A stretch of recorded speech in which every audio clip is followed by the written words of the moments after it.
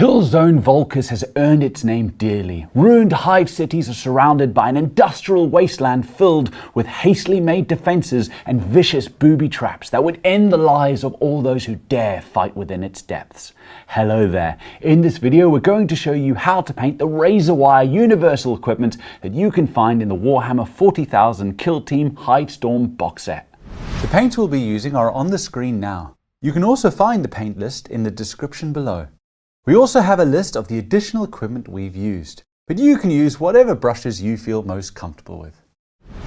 If you're new to painting or want to brush up on your skills, you can check out the Citadel Color Painting Essentials playlist to learn all about our paints and techniques. As you can see, we've undercoated our razor wire with lead belcher. Let's get painting.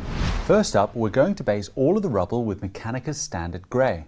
Try to avoid getting it on the razor wire. If you do, just tidy back up with lead belcher from the pot. Remember to add a little bit of water to your Mechanicus Standard Grey in order to thin it out so that it's not too thick and goopy when applying it. For ease of painting, I've tacked the razor wire to my painting handle so I can paint it without having to touch the paintwork.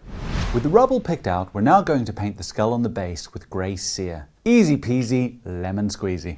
Right, with those base coats done, we're now going to focus on the razor wire itself. We're now going to pick out all of the Aquillas and skulls in the razor wire that we can find with Retributor armor.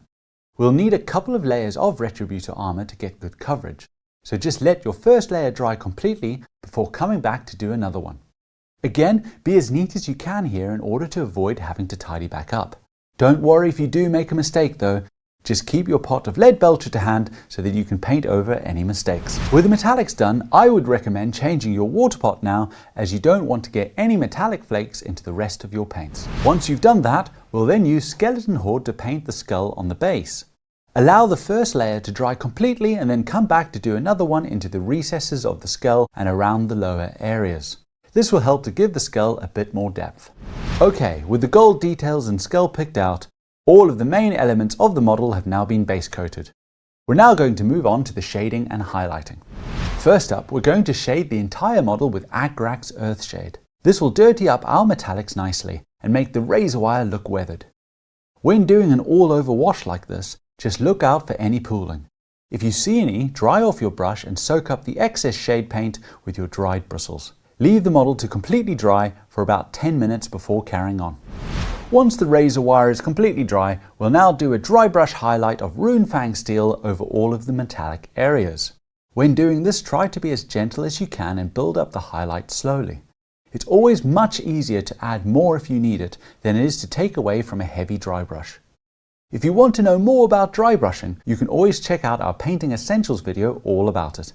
Alright, with the metallics highlighted, we'll now dry brush highlight the base with grey cere. We're looking to do the exact same thing as before, so build up the highlight slowly with gentle dry brushing. If you get some on the razor wire, don't worry. It'll look like dust, and tie the razor wire in with the base.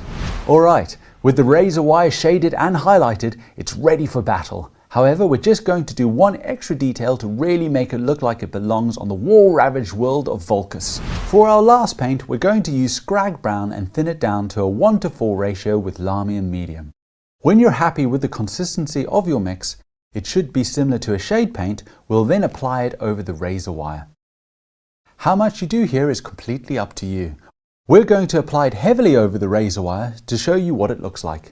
When your first layer is dry, you can do another if you wish to build up the texture. And there we go, with that last paint applied, our razor wire is now fully painted and looks awesome. This technique can be replicated on all the other universal equipment pieces if you want a weathered and battle-worn appearance for them.